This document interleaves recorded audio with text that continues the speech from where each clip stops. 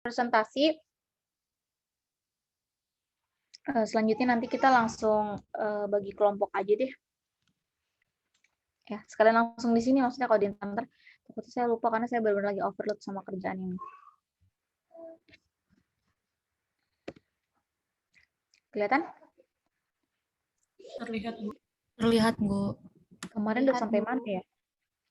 Beban belajar kayaknya udah ya? Sudah, Bu. Ini penilaian hasil belajar pendidik.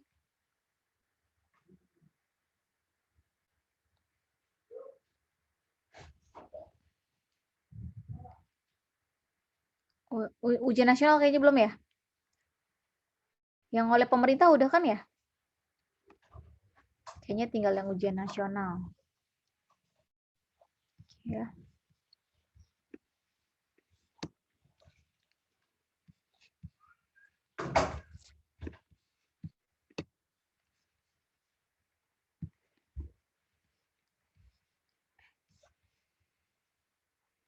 Permisi, Bu. Ya, Kemarin ujian nasional sudah dibahas, Bu. sama saya. Iya, Bu, betul. Oh, udah. Perasaan belum. Oke, kalau yang kelulusan?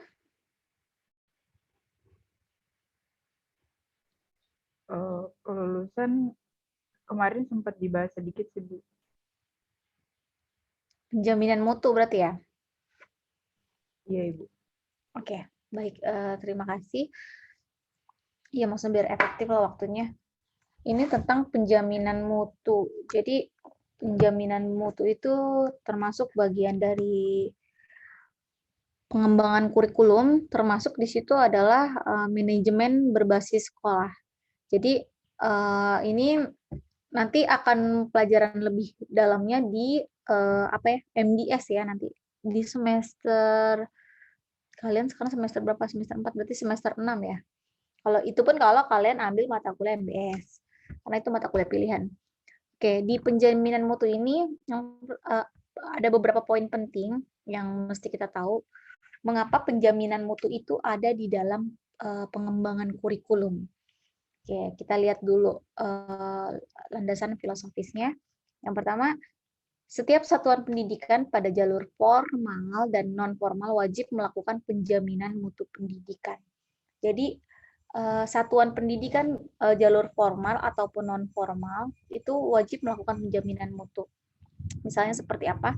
Kalau di sekolah seharusnya sekolah yang baik itu memiliki penjamin mutu.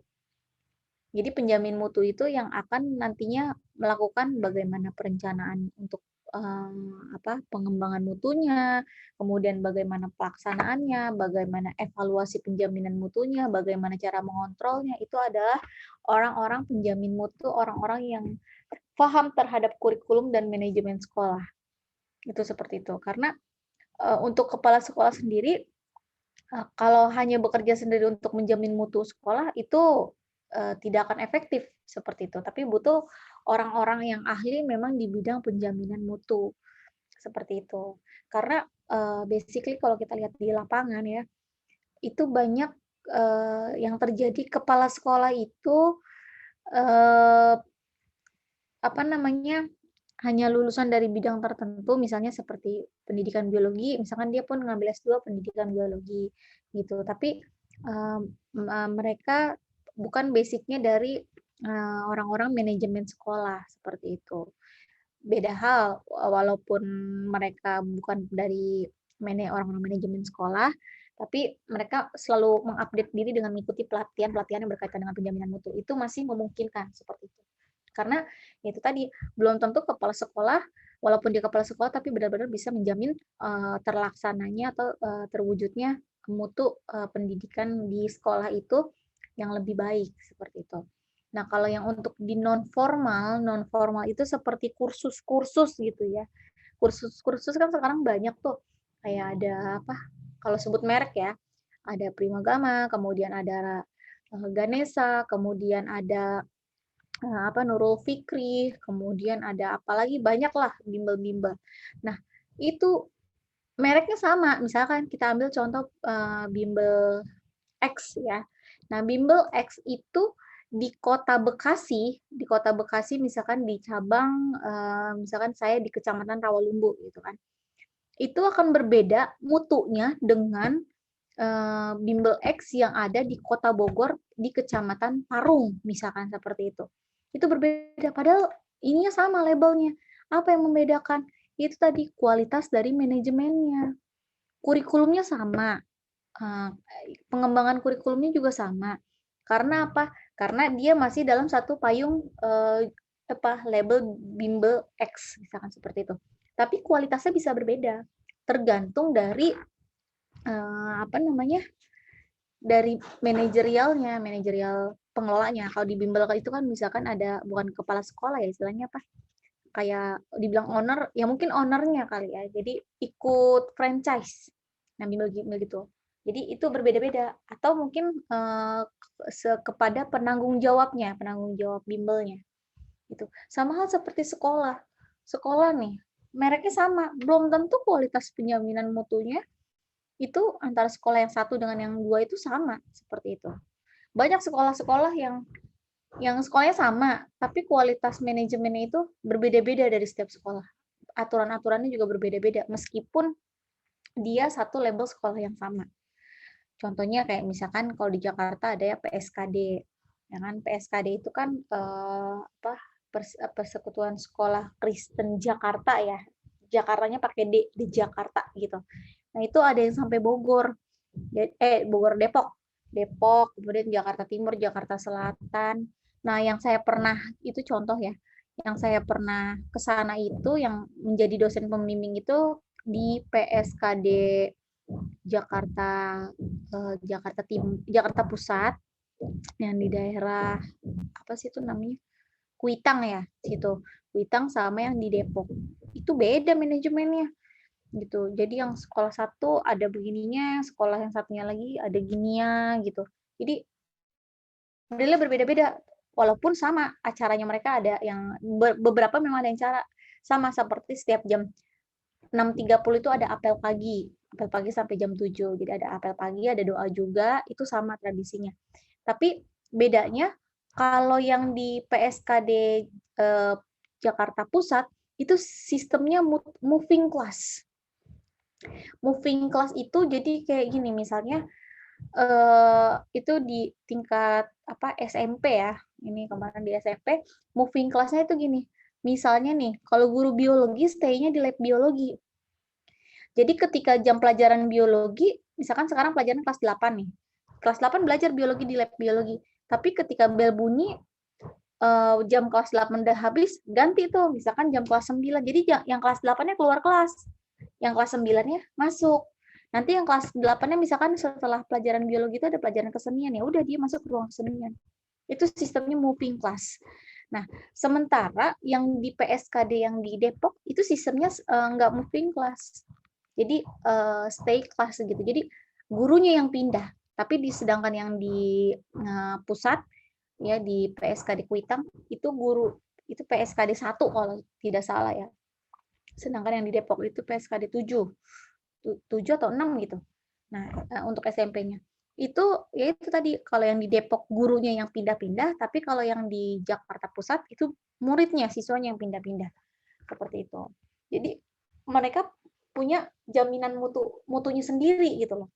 Nah, itu kok bisa beda padahal yayasannya sama-sama PSKD. Itu tergantung dari ya itu tadi konsepnya. Gitu loh. Kepala sekolahnya mungkin punya konsep lebih baik di moving class. Yang satunya lagi lebih baik ya udah stay class. Jadi gurunya yang jalan-jalan. Gitu. Sementara kalau yang di PSKD satunya lagi ini yang jalan-jalan seperti itu siswanya. Nah, jadi ada alur untuk penjaminan mutu masing-masing. Nah, kemudian yang kedua, penjaminan mutu pendidikan bertujuan untuk memenuhi atau melampaui standar nasional pendidikan. Jadi bisa memenuhi atau melampaui. Bedanya apa? Kan seperti yang sering saya bahas bahwa namanya standar pendidikan nasional, itu pemerintah hanya memberikan standar. Nah, standar pendidikan ini diberikan. Setelah diberikan, itu untuk apa? Untuk dilaksanakan oleh sekolah, dipenuhi itu standarnya. Kan standar pendidikan nasional ada 8, ya kan? Nah, dikasih tuh sama pemerintah nih 8 standarnya. Ini yang harus kalian kerjakan, yang harus kalian jalankan. Ini udah namanya standar, udah ukuran paling apa ya bisa dibilang paling minimal lah ya. Ukuran ideal yang paling minimal. Seperti kalau di bawah standar berarti udah disebut tidak ideal atau tidak kurang layak seperti itu. Makanya dibuatlah istilah standar nasional gitu. Nah, selebihnya apa? Sekolah-sekolah itu wajib memenuhi itu. Kalaupun tidak mau melampaui nggak apa-apa, yang penting terpenuhi, jangan sampai tidak terpenuhi. Kalau tidak terpenuhi, ada poin-poin yang tidak terpenuhi, ya berarti itu nanti tinggal mengurangi penilaian mutunya. Nah, sementara bagaimana kalau yang melampaui? Kalau yang melampaui itu artinya sudah terpenuhi, tapi mereka masih memiliki kelebihan-kelebihan. Segitu, baik itu kelebihan dokumen, baik itu kelebihan program, dan segala macamnya, itu yang disebut dengan melampaui standar. Artinya, pemerintah udah kasih standar misalkan 1-10 butir, tapi sekolah itu pengen upgrade menjadi sekolah yang lebih berqualified, sehingga dia membuat standar, mengembangkan standar yang diberikan pemerintah, yang tadi, sekolah pemerintah 10 poin, sementara dia menambahkan menjadi 12 poin. Itu yang disebut dengan melampaui. Gitu. Kemudian yang ketiga, penjaminan mutu pendidikan dilakukan secara bertahap. Ya, kenapa harus bertahap? Karena itu tadi harus juga membuat analisis SWOT, dilihat dulu nih bagian mana dulu yang mau diperbaiki, bagian mana dulu yang urgent harus diperbaiki, kemudian bagian mana yang mau dikembangkan dan mengapa itu harus dikembangkan, bagian yang mana saja yang itu merupakan bagian yang paling potensial, itu seperti itu. Jadi yang disebut dengan dia harus bertahap itu, jadi ada tahapan-tahapan yang nggak langsung dari bawah tiba-tiba langsung lompat ke atas, itu kan agak ngeri juga gitu loh. Sama halnya seperti kayak gini aja kan, kita belajar PJJ ya kan. Bagaimana sekarang sekolah-sekolah itu melakukan penjaminan mutu terhadap mutu pendidikan yang dilaksanakannya secara daring. Kan waktu itu pada kaget kan, biasa tatap muka tiba-tiba harus online 100%. Lagi saat tahun berapa? 2020 ya, waktu awal-awal corona itu. Nah, ketika di awal-awal itu kan pada kalang kabut semuanya. Ada yang guru gaptek nggak bisa Google Classroom, ada juga yang nggak bisa pakai Edmodo. Zoom, dulu Zoom masih agak jarang, Google Meet juga masih jarang saat itu. Ya hanya beberapa aja.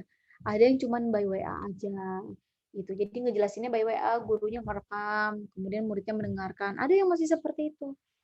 Nah, tapi melalui proses mungkin adanya pelatihan, kemudian dan lain sebagainya macamnya, akhirnya sekarang orang sudah mulai terbiasa dengan kelas online ini. Nah, kemudian karena kondisinya sudah sempat membaik, akhirnya dibuatlah kelas yang tadi ada giliran, ada piket. Jadi misalkan yang hari ini online kelas berapa, yang offline kelas berapa, seperti itu. Jadi memang semuanya penjaminan itu dilakukan bertahap. Kemudian yang kedua adalah sistematis. Kenapa harus melaksanakan pendidikan itu secara sistematis? Sistematis itu artinya terstruktur, ya. Ada tahapan-tahapannya, ada cara-caranya, kemudian jelas. Itu yang disebut dengan sistematis. Dan yang ketiga itu adalah terencana. Terencana dalam suatu program penjaminan mutu yang memiliki target dan kerangka waktu yang jelas. Maksudnya terencana itu artinya dia memang betul-betul direncanakan gitu loh. Kayak contohnya mau akreditas nih. Mau akreditas masih 2 tahun lagi. Nah, untuk mencapai ke 2 tahun lagi, misalkan tahun 2022, berarti di tahun 2024. Nah, di tahun 2024 itu mau selesai nih, selesai akreditas gitu kan. Berarti mereka harus menyiapkannya tahun depan. Nah, tapi penjaminan mutu yang baik itu harus mempersiapkan dari tahun ini. Apa yang dipersiapkan? Dipersiapkan dulu nih orang-orangnya, disiapkan dulu mental-mental guru-gurunya, kemudian kepala sekolahnya juga. Lalu mereka diberikan sosialisasi dan arahan dulu bahwa yang menjadi poin-poin penting dalam akreditas itu adalah ini. Seperti itu. Yang harus dikerjakan seperti ini, yang tidak boleh dikerjakan seperti ini, yang bagaimananya itu dijelaskan di dalam sosialisasi. Itu baiknya seperti itu. Kemudian setelah itu baru dari setiap masing-masing guru mungkin dibagi menjadi beberapa kelompok ya untuk mengerjakan standar 1 siapa dengan siapa, standar 2 siapa dengan siapa, standar 3 dengan siapa. Nah, itu mereka membuat konsep. Jadi konsepnya. Nah, setelah konsepnya ada, semuanya tertata, baru dia tuh tinggal kumpulin dokumen-dokumennya. Jadi nggak bingung lagi nyari dokumen ini di mana, seperti itu. Kayak contohnya itu penjaminan mutu di UKI. Tadinya masih manual, masih audit mutu internal itu AMI ya namanya, itu masih manual. Datang-datang siapin dokumen-dokumen. Sekarang semuanya udah bertahap, sudah pakai sistem, namanya si AMI, sistem penjaminan sistem audit mutu internal. Jadi semua dokumen diuploadnya ke dalam sistem SIAMI itu. Kayak gitu. Jadi memang ada waktu, kerangkanya juga jelas, waktunya semua jelas. Itu yang terjadi di UKI sekarang seperti itu. Kemudian bahkan untuk pemberkasan apa namanya? Serdos, kemudian untuk yang lain-lain juga semuanya sekarang udah sistem digital. Tuh, itu kan juga semuanya bertahap, sistematis. Nggak tiba-tiba langsung dari manual ke digital, full digital gitu kan. Kayak sekarang kan UKI udah paperless banget. Surat menyurat udah semuanya udah dilakukan apa namanya? Dengan digital gitu loh ya. Udah jarang banget yang print-print. Walaupun ada print-printan itu dilakukan misalnya untuk keperluan tanda tangan basah seperti itu, stempel basah. Nah, itu baru menggunakan yang di print-print. Tapi kalau yang lain-lain itu semuanya udah hampir semuanya sistem digital. Termasuk ya nanti kalau kalian skripsi pun mungkin udah ke digital karena yang udah 2 tahun berjalan ini bimbingan skripsi 3 tahun berjalan ini. Itu bimbingan skripsi saja udah menggunakan sistem digital seperti itu. Jadi bimbingannya by WhatsApp atau email udah tidak lagi mereka ngeprint gitu ya. Ingat ya, semua penjaminan mutu itu harus punya target dan kerangka waktu yang jelas. Jadi contohnya mutu ini diperbaiki, targetnya apa sih gitu. Mutu ini diperbaiki, targetnya apa gitu. Jadi untuk target sekolah pun tidak hanya selalu pada siswa. Misalkan nih, penjaminan mutunya pengen pengembangan SDM, contohnya SDM guru. Ya udah gurunya dikasih pelatihan, gurunya dikasih apa namanya sosialisasi, diperhatikan deh mulai dari tunjangannya, dari semuanya, pokoknya semua guru-gurunya itu diperhatikan. Nah, targetnya apa? Supaya menghasilkan guru-guru yang berqualified. Nah, kalau gurunya udah berqualified, kayak gimana cara nguncinya? Ya itu tadi sebelum pelatihan itu misalkan dikasih tanda tangan, mereka suruh ngisi tanda tangan atau form 2 yang menyatakan bahwa mereka akan disertifikasi di sekolah tersebut, tapi tidak boleh pindah ke sekolah lain, misalkan seperti itu. Ataupun kalaupun mereka ngajarnya nyabang, artinya guru terbang gitu ya ke sana ke sini, itu diperbolehkan, tapi misalnya harus memprioritaskan sekolah induk. Sekolah induk itu sekolah yang menjadi tempat mereka sertifikasi, misalkan seperti itu.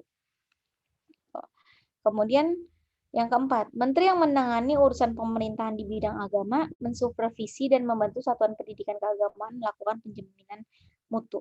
Nah, itu kalau menteri yang di urusan bidang agama, karena saya juga pernah jelaskan kan bahwa kalau untuk sekolah umum, sekolah nasional itu yang menanganinya itu memang dari pemerintah Kemdikbud langsung gitu kan, Dikbud ya, Dinas Pendidikan dan Kebudayaan.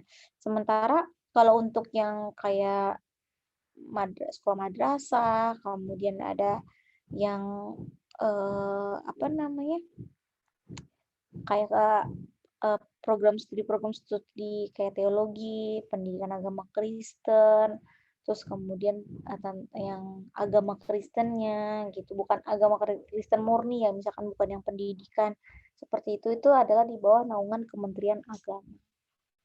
Nah, yang kelima, pemerintah provinsi mensupervisi dan membantu satuan pendidikan yang berada di bawahnya, di bawah kewenangannya ya, maksudnya untuk menyelenggarakan atau mengatur penyelenggaraan jaminan mutu.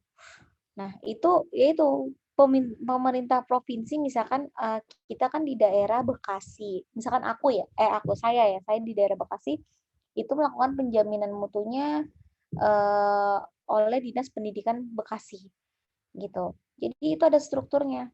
Misalnya dari yang paling bawah deh, sekolahnya sekolah X. Nah, di sekolah X itu kepala sekolahnya melakukan manajemen berbasis mutu. gitu kan. Jadi gurunya dulu disupervisi sama kepala sekolah, benar nggak nih dia ngajarnya, kemudian perangkat pembelajarannya semuanya. Nah setelah kepala sekolahnya siap melihat oh guru-gurunya udah siap, baru akhirnya kepala sekolah tinggal mempersiapkan dirinya. Setelah kepala sekolah siap, baru tuh yayasan yang melakukan audit dulu ke sekolahnya. Setelah yayasan selesai ada audit internal, baru yang langsung di show up keluar. Jadi yang langsung menilai sekolah tersebut adalah dinas pendidikan setempat ya seperti itu. Karena dari dinas pendidikan itu kan sebenarnya dipotek-potek lagi ya, diperkecil skopnya menjadi subrayon namanya. Jadi rayon berapa, subrayon berapa, misalkan seperti itu. Nah, baru tuh setelah dari dinas pendidikan itu semua udah selesai, udah dianggap layak, baru minta pemerintah provinsi untuk mensupervisi gitu. Kayak contohnya daerah Jawa Barat akan mensupervisi satuan pendidikan di Kota Bekasi misalkan gitu. Dari satuan pendidikan Kota Bekasi melanjutkan lagi misalnya ke bawah itu misalnya ke mana? Ke sekolahnya. Dari pihak sekolah nanti langsung ke guru-gurunya itu seperti itu. Jadi semuanya ada tahapannya. Gitu. Kemudian yang keenam, pemerintah kabupaten atau kota mensupervisi dan membantu satuan pendidikan. Itu tadi ya yang udah saya jelaskan. Jadi dilihat dulu gitu penyelenggaranya seperti apa, bagaimana sekolah tersebut melakukan penjaminan mutu. Kalau ada yang sudah baik ya berarti tinggal dikembangkan bagaimana supaya menjadi lebih baik. Tapi kalau yang ada yang kurang itu diperbaiki juga supaya itu menjadi baik nilainya tidak kurang. Seperti itu. Sampai sini ada pertanyaan nggak? Sebentar saya mau minum.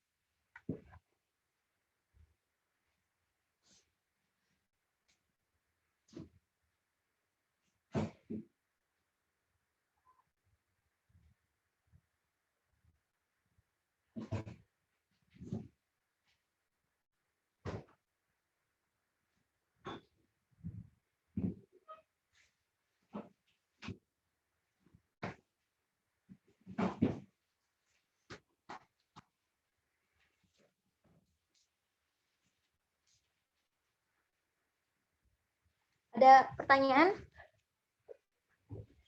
Halo, halo, Loha. Sepertinya belum ada, Bu. Saya lanjut ya. Soalnya nih mata saya udah mulai melambai-lambai nih. Online dari 6:30, baru selesai jam berapa tadi? 12:30. Makan, ngebut, terus sholat, langsung online lagi sama kalian kan. Jadi mohon maaf. Oke, lanjut ya. Ini sekarang udah agak segar. Jam 7. Yang ketujuh itu ini ban SM, ban PNF ya. PNF itu pendidikan non formal, kemudian ban PT yang perguruan tinggi, sedangkan SM itu badan akreditasi nasional untuk sekolah atau madrasah, yang SM, PNF itu untuk pendidikan non formal, sama yang PT itu perguruan tinggi. Itu memberikan rekomendasi penjaminan mutu pendidikan kepada program atau satuan pendidikan yang diakreditasi dan kepada pemerintah dan pemerintah daerah. Ini maksudnya apa penjaminan mutu ini? BAN itu BAN ya, kalau saya bacanya BAN itu Badan Akreditasi Nasional ya, itu memberikan rekomendasi penjaminan mutu. Jadi dia memberikan rekomendasinya gitu, penjaminan mutu untuk setiap program atau setiap sekolah yang diakreditas gitu. Memberikan rekomendasinya dalam bentuk apa? Dalam bentuk angka. Memberikan rekomendasi kepada masyarakat. Kayak contohnya UKI. Program studi biologi berdasarkan ban PT itu akreditasnya B. Saat ini ya, B. Kenapa dia ngantuk? Berulang.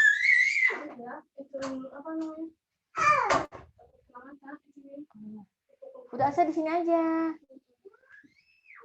Marah-marah.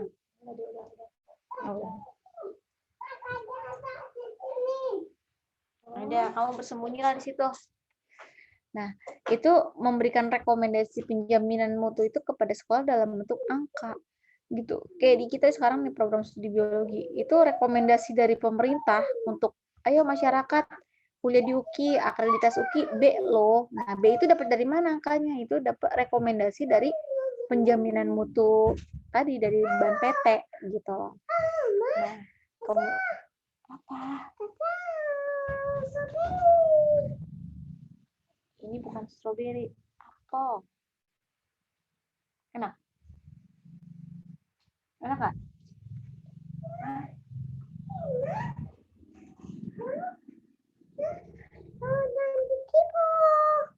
Itu ambil tuh, itunya. Oke, jadi seperti itu ya. Memberikan jaminan mutunya itu melalui rekomendasi itu dekat guling.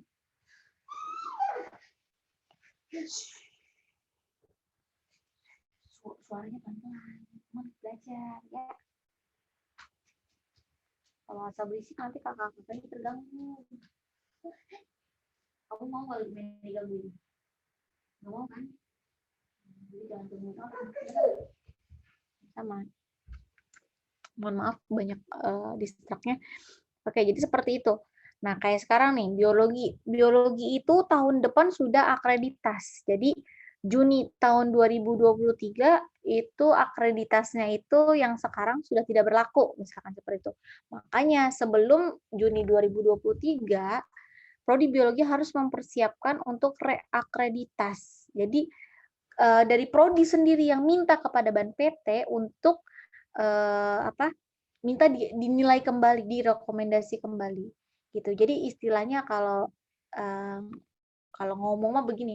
Jadi Ban PT kami mau dong direkomendasiin ulang gitu kepada masyarakat, minta dinilai kembali prodi kami untuk mendapatkan nilai yang terbaik seperti itu. Nanti Bang PT bilang gini, oke, silahkan, kami siap untuk merekomendasikan, siapkan yang terbaik.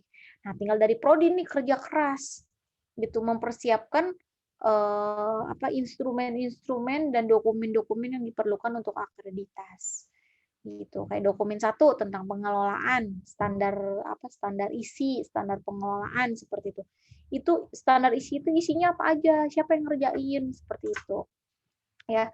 Kebetulan nanti mulai Mei ini sampai dengan mungkin Mei tahun depan, itu dalam waktu 1 tahun ya, Mei 2022 sampai Mei 2023, mungkin ini saya infokan juga kepada kalian, kami prodi biologi akan mempersiapkan reakreditasi gitu. Nanti pun kalian akan dibebankan untuk membantu, sebenarnya sih bukan dibebankan ya, lebih tepatnya ya ayolah kita saling membantu. Oh juga nanti kalau akreditasi biologinya unggul, akreditasi biologinya A, itu akan menjadi poin juga untuk kalian nanti diterima di sekolah-sekolah yang terbaik seperti itu.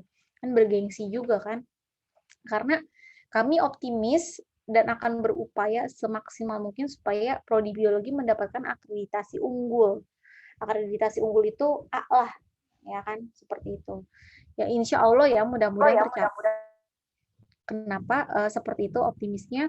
Pertama, di biologi itu satu-satunya program studi di FKIP yang ada guru besarnya, ada profesornya. Baru Prof. Marina kan di FKIP. Kemudian di prodi biologi itu untuk yang standar dosen yang pendidikan S3, berkualifikasi S3 juga sudah ada 2 orang. Kemudian juga ya insya Allah nanti 2 lagi kan ongoing ya, saya dengan Pak Fajar juga akan, saya sedang kuliah dan Pak Fajar juga akan kuliah seperti itu.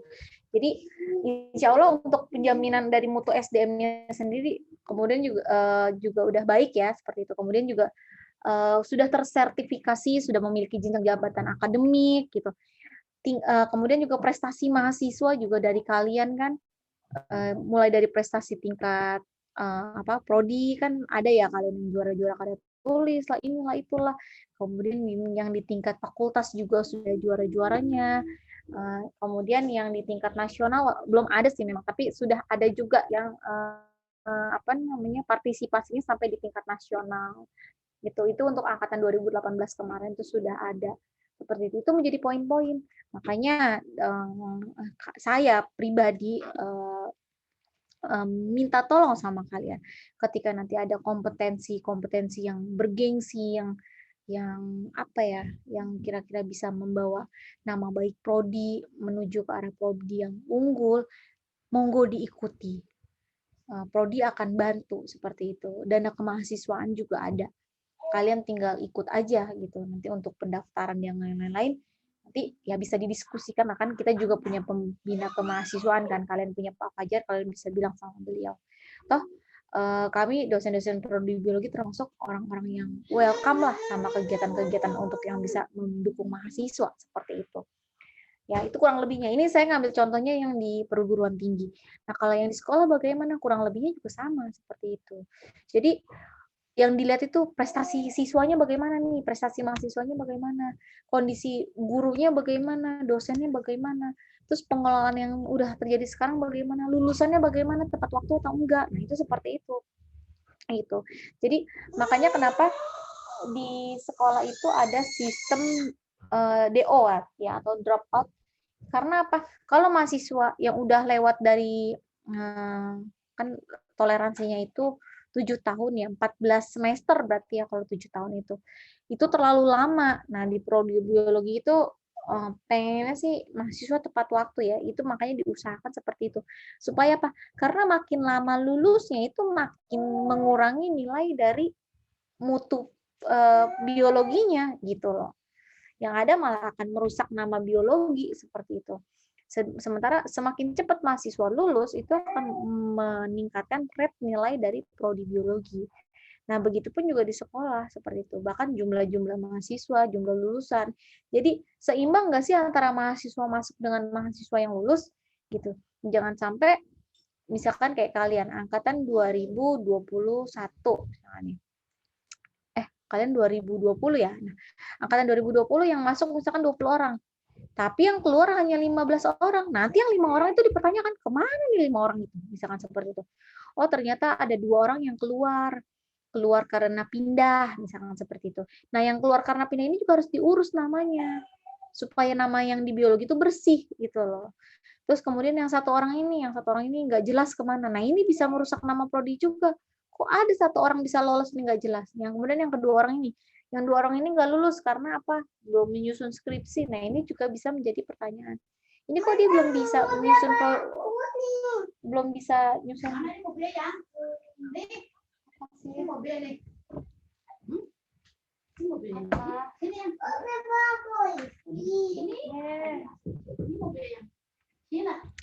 Nah, itu seperti itu. Jadi makanya kenapa sekarang program studi biologi tadi nyampe mana yang drop out ya, gitu. Makanya kenapa yang nggak cepet lulus itu di DO, bahkan kadang-kadang ada pemutihan. Kalau ada pemutihan itu nama didiktinya dihapus, kemudian dimunculkan nama yang sama tapi menjadi angkatan yang baru. Contohnya, misalkan di biologi masih ada nih angkatan 2013 yang belum lulus misalkan. Kan sekarang udah habis dong, udah tahun 2022 itu berarti sudah 9 tahun ya misalkan ya. 9 tahun. Itu belum lulus juga, ya udah dia diadakan pemutihan. Tapi ketika di pemutihan dia bukan lagi angkatan 2013, tapi jadi masuknya angkatan 2022 misalkan seperti itu. Jadi masih muka lama tapi jadi angkatan baru gitu loh. Ya, itu seperti itu contohnya. Kemudian ada lagi LPMP. LPMP itu Lembaga Penjamin Mutu Provinsi. Nah, dia mensupervisi dan membantu satuan pendidikan pada jenjang pendidikan dasar dan menengah dalam melakukan upaya penjaminan mutu. Nah, ini apa? LPMP. Kayak contohnya ini pengalaman saya ketika saya ngajar di sekolah SMP ya.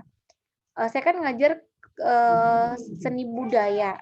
Nah, waktu pas baru-barunya dimulai kurikulum 2013, itu kan masih digodok. Namanya kurikulum 2013, tapi diterapkannya tidak di 2013.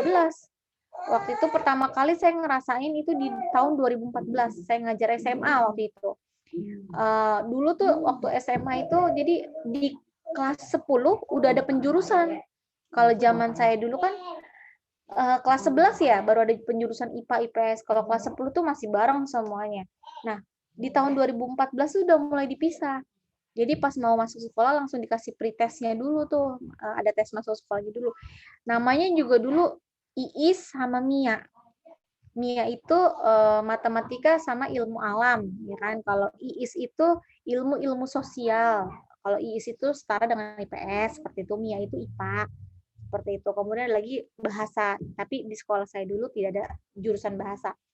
Gitu. Jadi langsung MIA sama IIS atau IPA IPS aja.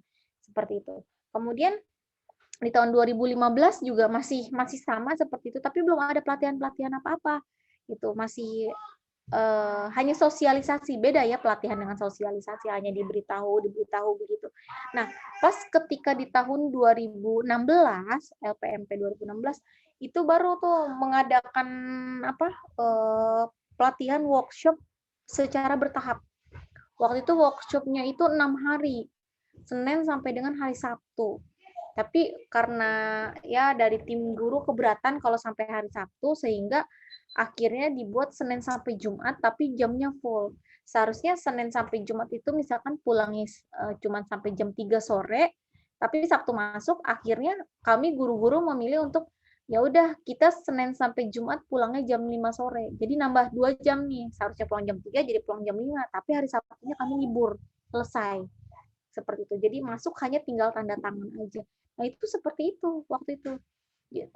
Kemudian jadi dari hari Senin sampai Jumat itu benar-benar Senin materi. Kemudian hari habis materi, Senin itu kalau nggak salah full materi. Hari Selasa materi, kemudian ada latihannya. Rabu, Kamis itu ada ujiannya. Jadi kami ada ujian pretest dulu. Pretest dulu tentang kurikulum, tentang semuanya lah pokoknya. Kemudian kami ikut pelatihannya. Nah, di hari Jumat ada post test lagi. Jadi setelah mengikuti pelatihan dengan soal yang sama gitu loh. Kan ada perubahan ya berarti ya. Dengan soal yang sama, kemudian kami dites lagi gitu. Nah, hasilnya baru tuh dapat sertifikat yang diberikan di hari Sabtunya. Nggak cuma sertifikat sih, dapat transportasi juga gitu. Kalau nggak salah tahun 2016 itu satu hari itu dibayar 150.000 transportnya. Jadi 6 hari hitungannya kan, Senin sampai Sabtu itu kalau nggak salah dapat sampai 900.000 gitu saya. Tahun 2016. Gitu. Jadi pemerintah mengeluarkan dana untuk supervisinya juga. Terus dapat makan. Nah, dapat makan siangnya juga gitu.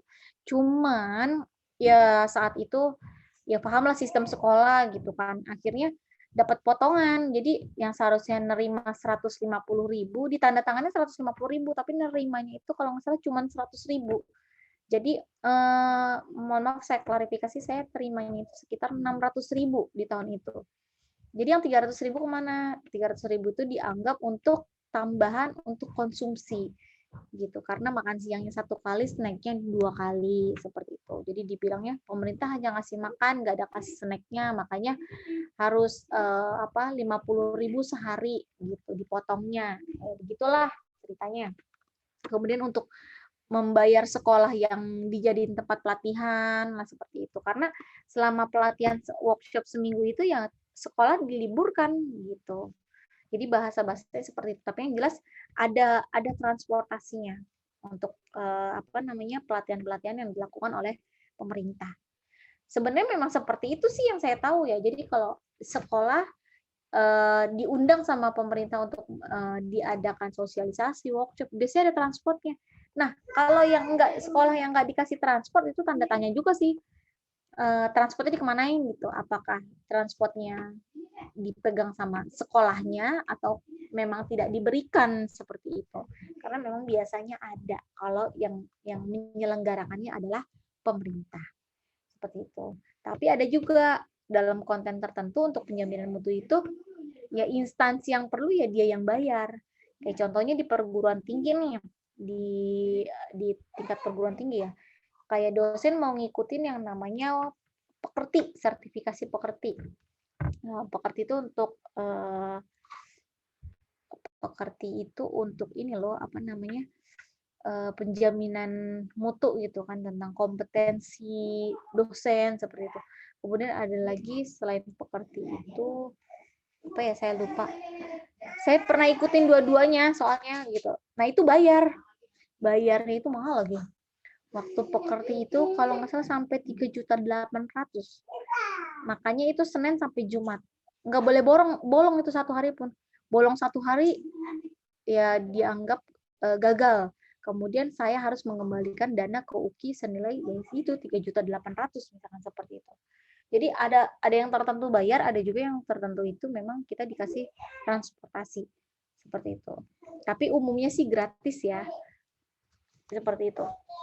Nah kemudian yang ke-9, dalam melaksanakan tugasnya sebagaimana dimaksud pada ayat 6 yang tadi, LPMP bekerja sama dengan pemerintah daerah dan perguruan tinggi. Nah itu tadi lembaga penjamin mutu tingkat provinsi itu dia bekerja sama dengan pemerintah daerah dan perguruan tinggi. Kayak contohnya sekarang, guru-guru sekarang udah paham nih 2013.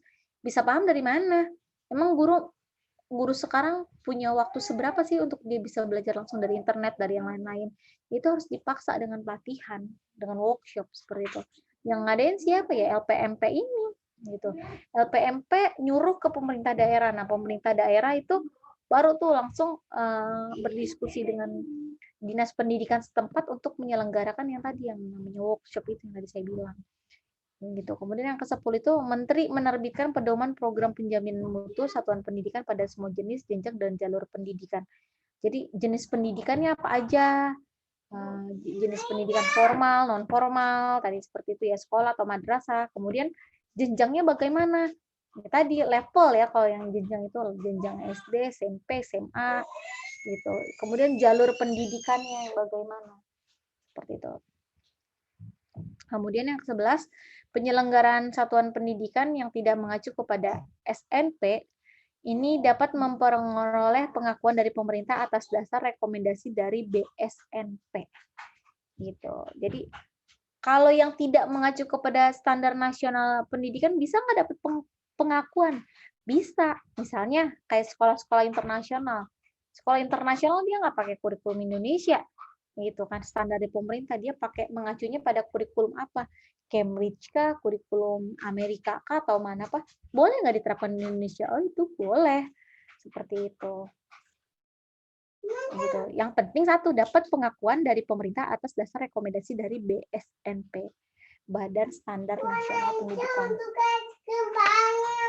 Iya, duduk dulu ya. Jadi, Oma lagi belajar.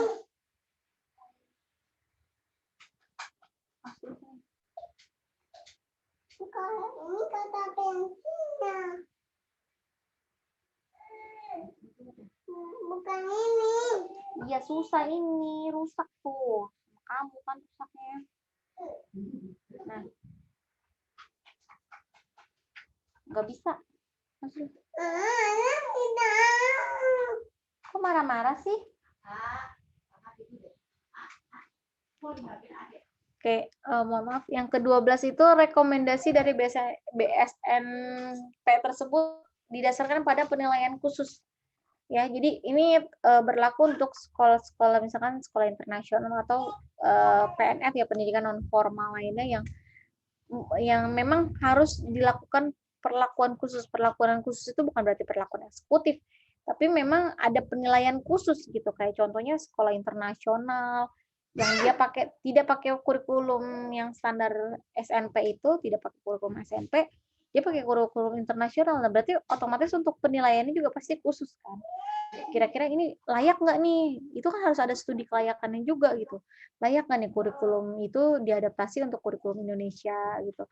Yang pasti sekolah juga mengacu kurikulum Cambridge atau Amerika, atau dia pakai kurikulum yang lain-lain, misalkan pakai kurikulum Finlandia lah atau apa segala macam. Itu harus juga melihat kondisi ininya di Indonesia juga gitu. Jadi mereka hanya mengadopsi biasanya, enggak plek ketiplek langsung 100% pakai kurikulum di sana.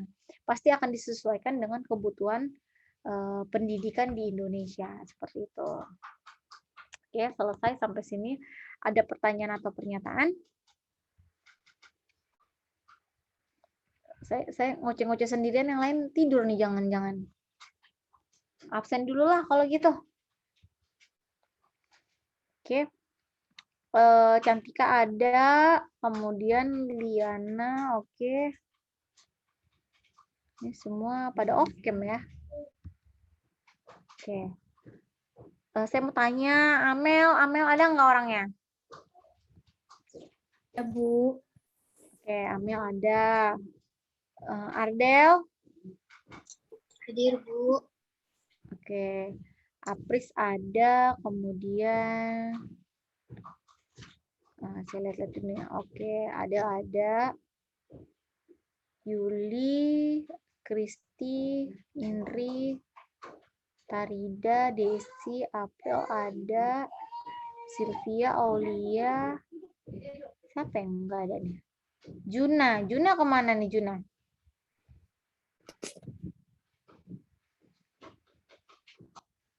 Halo Juna. Oke, Juna ada.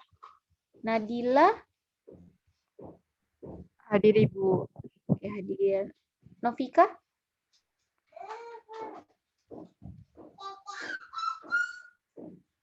Novika, halo. Novika mungkin ke toilet kali ya. Tiara?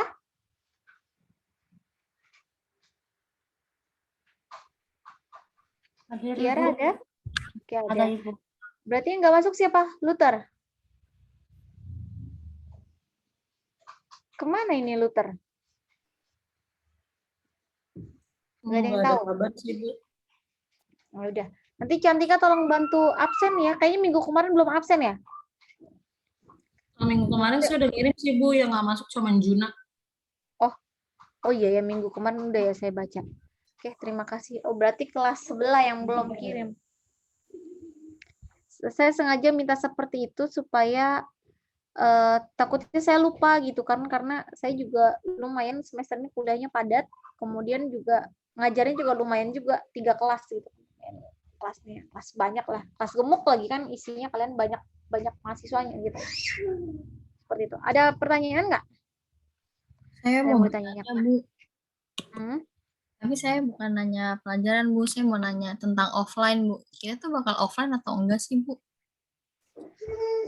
Offline. Kalau berdasarkan surat edaran ya, kemarin itu biologi untuk UKI itu menyelenggarakannya hybrid. Jadi kalau hybrid itu kalau yang mau offline dilayani, misalkan kayak nih, yang ada sekarang di Jakarta itu, misalkan di Jakarta Bekasi, Apris, Juna, terus siapa lagi yang ada? Si Luther gitu kan, sama Silvi kan, kalian ada di Jakarta ya, itu dekat dengan UKI. Kalian misalkan mintanya offline, walaupun cuma berempat, ya udah saya melayani offline gitu. Terus teman-teman yang lain gimana yang masih pada di kampungnya? Yang lain tetap belajar, tapi ya walaupun offline kita belajarnya itu di kelas yang sudah disediakan perangkat untuk melaksanakan kelas hybrid gitu. Jadi kayak contohnya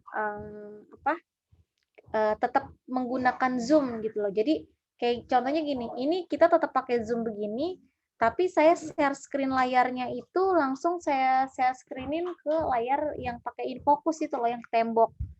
Jadi saya ngajar, tapi nanti dibantu sama kalian mahasiswa untuk mungkin bantu operatorin laptop saya, tapi saya jelasinnya ke kalian secara offline.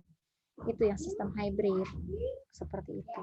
Tapi yang sepemahaman saya, yang saya tahu itu bisa dilakukan full online kalau mahasiswanya mau. Makanya kenapa kemarin kan dikasih edaran ya, dikasih apa, kalian kuesioner kan untuk mengisi mau offline atau online gitu. Yang pasti dosennya memfasilitasi. Kalau menurut saya sih, kalau untuk kuliah-kuliah teori online pun nggak apa-apa. Tapi kalau untuk kuliah yang sifatnya harus praktikum, ya semasa itu masih bisa dilakukan sendiri, itu nggak masalah. Tapi ada kalanya memang harus lebih baiknya dilakukan di lab, ya berarti offline seperti itu. Itu tinggal gimana negosiasinya aja sama dosennya sih, seperti itu. Kenapa udah bosan online atau masih nyaman dengan online? Enggak, Bu. Soalnya saya lihat beberapa teman saya di UKI udah ada yang offline, Bu. Jadi saya penasaran aja, Bu. Terima kasih, Bu. Ya itu tergantung, karena saya juga semester kemarin ngajar mahasiswa fisioterapi. Itu memang mereka ada dosen tertentu yang mintanya offline. Gitu. Jadi apalagi fisioterapi kan banyak prakteknya ya. Gitu. Kalau di biologi kayaknya belum ada yang offline, deh, online semua masih 100%, ya kan? Seperti itu. Tapi di prodi fisika gitu ada beberapa yang offline, tapi offline-nya pun terbatas, kayak praktikum misalkan. hanya dibatasi minggu ini 5 mahasiswa, minggu depan 5, misalkan seperti minggu depan lagi 5. Jadi nggak semuanya offline seperti itu. Jadi kelas terbatas. Bahkan di kampus lain, kayak di kampus tempat suami saya ngajar, dia kalau ngajar itu minggu ini online semua, minggu depan offline, seperti itu. Minggu ini offline, minggu depan online, seperti itu ganti-gantian. Gitu. Bahkan di saya pun, saya kuliah S3 ini, ada surat pernyataan bahwa harus melakukan kuliah offline selama 4 pertemuan minimal. Nah, akhirnya saya dengan teman-teman itu membuat kesepakatan untuk gimana nih kalau kita online doang cuma 4 pertemuan kan berarti 1 bulan ya. Itu gimana sistemnya gitu kan, kalau kita ngekos cuma 1 bulan doang kan sayang gitu ya. Ongkosnya gede yang dari luar kota, kemudian juga akomodasinya, operasional juga kan besar gitu, apalagi cuma 1 bulan. Terus karena ada edaran tersebut, ya udah kalau memang pahitnya kita harus offline, tentukan nih mau offline di awal atau yang di akhir. Akhirnya kemarin kami sepakat untuk ya udah yang di tengah-tengah aja lah. Alfia, bentar.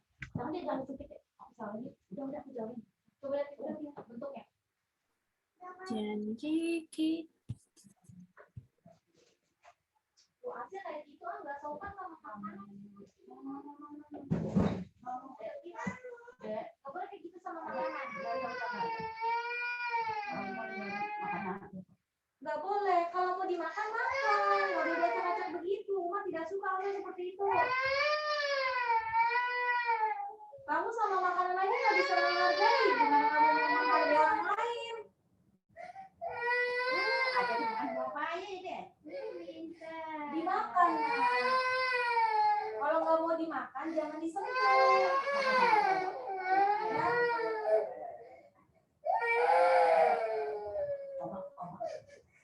Ini masih mau dipakai nggak? Kalau nggak mau mati ini nih. Masih mau dipakai nggak?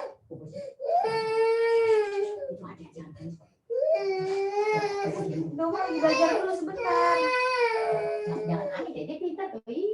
Nggak boleh begitu. Kamu sama makanannya nggak bisa menghargai. Gimana kamu mau menghargai orang lain? Nggak sopan kayak begitu.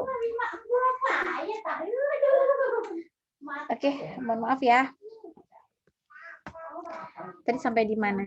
Ya itu tadi untuk offline sama online ya. Akhirnya saya menentukan untuk ya udah kita ngambil di bulan April aja lah gitu kan. Sebelum pas puasa nggak apa-apa, tapi sebelum puasa sebelum Lebaran kita udah pulang gitu. Tapi ya qadarullah, alhamdulillah mungkin memang yang terbaik juga ya, Omikron naik kan.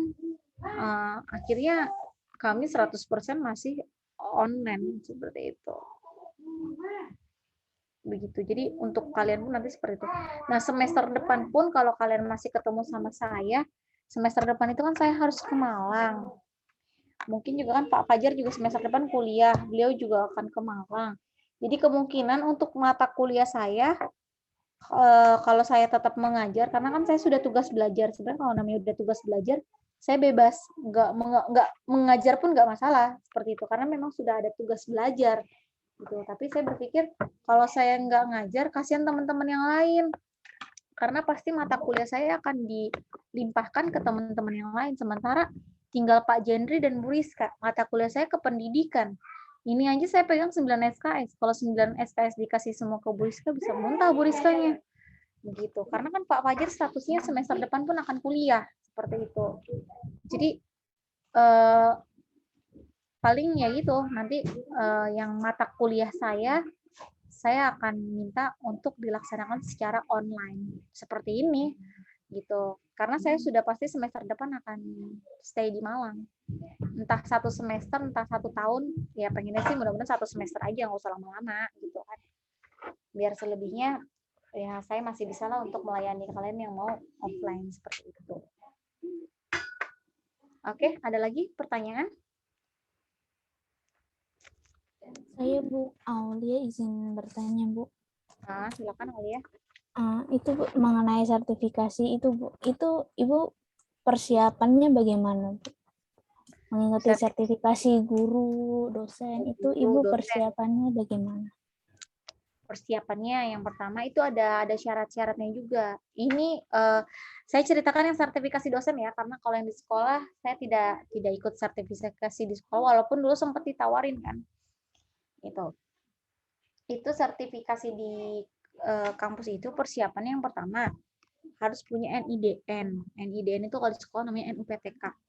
NIDN itu nomor induk dosen nasional ya. Jadi saya udah tercatat secara nasional, terdaftar bahwa saya adalah seorang dosen, sebagai dosen. Kemudian setelah itu untuk syarat sertifikasi salah satunya adalah harus punya jenjang jabatan akademik. Jadi tingkatan paling pertama bagi seorang dosen adalah TP, tenaga pendidik. Apa? Oh, ngantuk. Beda sini. Sambil rumah gendong ya, tapi nggak bobo di situ. Nah gitu, bilang kalau ngantuk, nggak usah buat ulah. Mohon maaf ya. Nenek bobo. Nggak apa-apa ngantuk, tapi jangan buat ulah ya. Mama sayang sama Masya. Bobo. Tadi setelah punya jenjang jabatan akademik, itu dari tadi tenaga pengajar, kemudian asisten ahli. Nah, saya kan masih posisi asisten ahli yang baru akan yang sedang melakukan proses untuk menuju ke lektor. Nah, untuk proses sertifikasi sendiri setelah asisten ahli itu ya banyak sekali ritualnya gitu. Ritualnya bukan ritual yang aneh-aneh ya. Ritual dalam penyusunan persiapan untuk sertifikasi ini pertama kayak contohnya harus lulus tes bahasa Inggris dulu. Tes bahasa Inggris juga enggak sembarangan tes bahasa Inggris kayak TOEFL dan lain-lain, itu namanya tesnya tes TOEP ya, yang diselenggarakan oleh TKBI. Jadi tes kemampuan bahasa Inggris oleh lembaga yang sudah disertifikasi oleh lembaga yang sudah ditunjuk sama pemerintah gitu. Nah itu pun beda-beda jadwalnya. Akhirnya pendaftarannya pun nggak setiap hari ada, nggak setiap waktu ada gitu. Jadi dibuka hanya di bulan-bulan tertentu. Kayak contohnya di bulan-bulan yang mau siap serdos itu bulan pendaftaran serdos itu kalau nggak salah di bulan April Mei. Nah berarti untuk tes-tes itu biasanya dibukanya di bulan Februari, Maret itu ada tesnya, bayar tuh kita bayar tesnya. Kemudian ada tes tes potensial akademik, tes TPA. Tes TPA itu ada tes matematika, kemudian tes pengetahuan umum, kemudian ada tes yang kayak psikotes gitu loh. Nah, itu ada poin-poinnya tertentu. Setelah itu masukin berkas gitu. Berkasnya apa aja? Mulai dari ijazah, mulai dari tulisan dan yang lain-lain. Nah, itu baru tes seleksi administratif dulu. Masuk tuh tes ada prosesnya ya, namanya kalau D1 itu jadi dipilih dari kampus, kira-kira dosen mana nih yang udah siap disertifikasi. Nah, nama saya lulus di D1, kemudian lulus D2. D2 itu yaitu tadi tes bahasa, tes potensial segala macam. Nah, itu semua selesai, administrasi lengkap, lulus, nama saya di level D3 namanya gitu kan. Level D3 nama saya lulus, baru di level D4 itu ada yang namanya proses evaluasi diri. Jadi di evaluasi diri ini saya menceritakan tentang diri saya sebenarnya itu seperti apa sih gitu, tentang bagaimana sih saya kalau ngajar di kampus, kemudian apa yang sudah saya lakukan, apa kontribusi saya bagi mahasiswa saya, produk apa yang sudah saya hasilkan selama saya mengajar, itu seperti itu. Nah, nanti di proses D5 itu yang menseleksi adalah tim asesor. Jadi tim asesor-asesor yang sudah dipilih, yang sudah terkualifikasi secara nasional. Waktu itu saya dapat penilainya itu dari Universitas Syah Kuala Aceh. Jadi beda-beda. Teman saya ada yang dapat dari UNES, ada yang dapat dari Erlangga, itu macam-macam gitu. Jadi dinilai seperti itu. Itu untuk penjaminan akhirnya lolos, alhamdulillah tahun 2020 ya saya lolos. Yaitu berarti sekarang saya sudah yang namanya udah tersertifikasi, berarti udah diakui secara nasional, tentang profesionalitasnya gitu. Jadi artinya saya sudah bersertifikat sebagai dosen yang profesional. Begitupun ketika menjadi guru gitu. Kalau guru yang sudah tersertifikasi itu sudah tercatat sebagai guru yang profesional. Nah, gitu. Itu ada tunjangannya dari pemerintah, ada. Kalau untuk sertifikasi dosen itu ya untuk pencairan dananya itu bisa sebulan sekali, 2 bulan sekali, 3 bulan sekali, itu tergantung dari pemerintahnya. Begitupun juga di sekolah. Ada yang kalau lagi lancar 1 bulan sekali, kadang-kadang 2 bulan sekali, 3 bulan sekali, ya anggap aja itu bonus lah ya. Tapi itu ada laporannya juga. Jadi setiap semester untuk dosen yang tersertifikasi itu memberikan laporan kinerjanya. Gitu. Kayak contohnya nih, saya mau dapetin sertifikasi buat semester depan. Nah, saya harus melaporkan 1 semester kemarin itu saya ngapain aja. Gitu, mulai dari kalau memang saya publikasi, mana tulisannya. Kalau memang saya mengajar, mana bukti ajarnya, seperti itu. Jadi semuanya nggak cuma gabut tiba-tiba dapat transferan dari pemerintah, tidak seperti itu. Gitu. Makanya kenapa disebut itu sebagai sertifikat profesional, karena memang ada laporannya, ada evaluasinya, itu seperti itu. Jadi kalau dibilang yang misalkan ada dosen yang jarang masuk atau apa, dibilang ih gabut banget, nggak ngerjain apa-apa, misalkan guru pun sama seperti itu. Lihat dulu kontennya, guru yang mana, dosen yang mana, begitu. Bisa jadi memang karena sedang mengurus administrasi dan yang lain-lain, seperti itu. Karena menjadi seorang guru dan juga dosen itu memang harus siap dan bisa melaksanakan administrasinya, karena memang itu berdampingan. Ngajar nggak cuma ngajar aja, tapi administrasi pengajarannya juga sangat banyak. Kenapa sih ngajar doang harus dibebanin sama administrasi? Misalkan pertanyaan seperti itu. Ya karena pada hakikatnya setiap pengajaran, setiap kali apa yang dilakukan oleh seorang guru itu harus ada evaluasinya. Dan untuk mengevaluasinya gimana? Itu perlu bukti kan? Nah, bukti itu di dalam bentuk dokumen seperti itu. Kayak contohnya nih, saya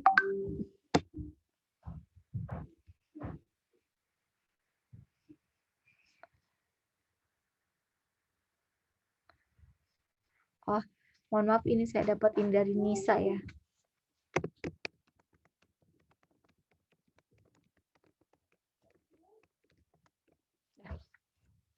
Nisa terlempar katanya. Oke, jadi seperti itu ya. Jadi kenapa perlu adanya administrasi? Karena itu untuk mengukur kinerjanya gurunya, dosennya. Nah, kalau di dalam sekolah, bagaimana untuk mengukur mutu gurunya? Ada yang disebut dengan namanya PKG. PKG itu adalah penilaian kinerja guru. Jadi guru itu disupervisi sama kepala sekolah, kemudian juga dinilai. Biasanya kalau PKG itu tergantung dari ininya ya, pemerintah setempat gitu. Ada yang PKG itu per 1 semester, ada juga yang 1 semester 3 kali, ada juga bahkan yang 1 semester sampai 4 kali PKG. Tapi umumnya 2. Asia tutup pintunya, Sya. Ini AC-nya nyala. Tutup pintunya, Nak. Pelan-pelan, pelan-pelan. AC-nya nyala soalnya ini. Tutup. Tutup. Nanti selesai ngajar kita keluar jalan-jalan. Tutup dulu pintunya pelan-pelan. Oke, terima kasih. Jadi seperti itu, ada yang namanya penilaian kinerja guru. Nah, itu dilaporkan setiap 1 semester, misalkan seperti itu. Nanti dari 1 semester itu guru tuh disuruh ngeprint out gitu. Dalam 1 semester si gurunya itu ngapain aja sih? Bikin RPP. Nah, RPP-nya kayak gimana? Pembelajarannya kayak gimana? Produknya dihasilkan apa? Dapatlah dokumen misalkan setebal ini gitu kan. Nanti diperiksa sama orang dinasnya datang ke sekolah. Gitu. Nanti gurunya diwawancarain juga. Kamu 1 semester ini ngapain aja? Dinilai penilaiannya. Oh, RPP-nya udah bagus. Oh, ada yang kurang apa segala macam gitu. Sama dosen pun ada yang namanya BKD, beban kinerja dosen. Jadi ada laporannya juga. Gitu. Bahkan kalau dosen itu laporan 2 kali lipat, ke fakultas kemudian ke mana? Ke pemerintah seperti itu, khususnya untuk yang sertifikasi. Kemudian dari PKG, penilaian kinerja guru, ada lagi namanya PKKS, penilaian kinerja kepala sekolah, itu juga sama. Ada supervisinya juga, seperti kepala sekolah itu diakreditasi gitu loh.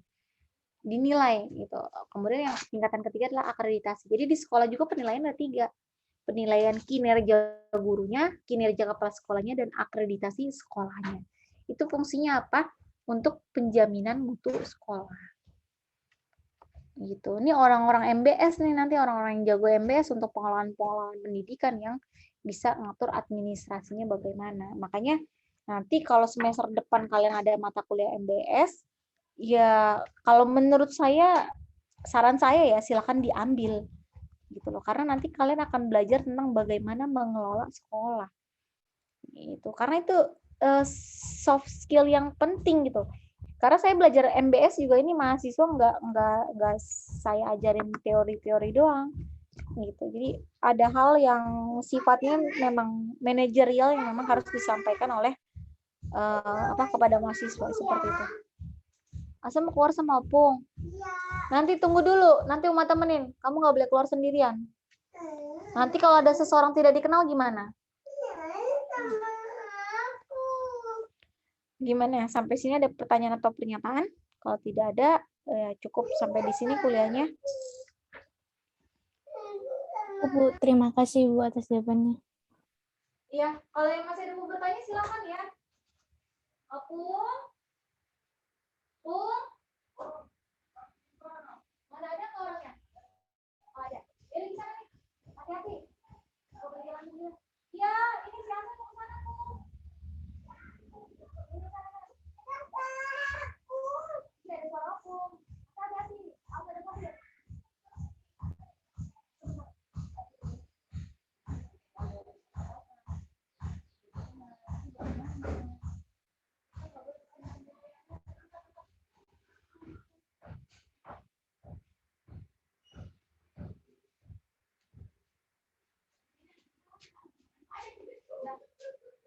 Itu dia mau ikut keluar. Titip ya, Bu.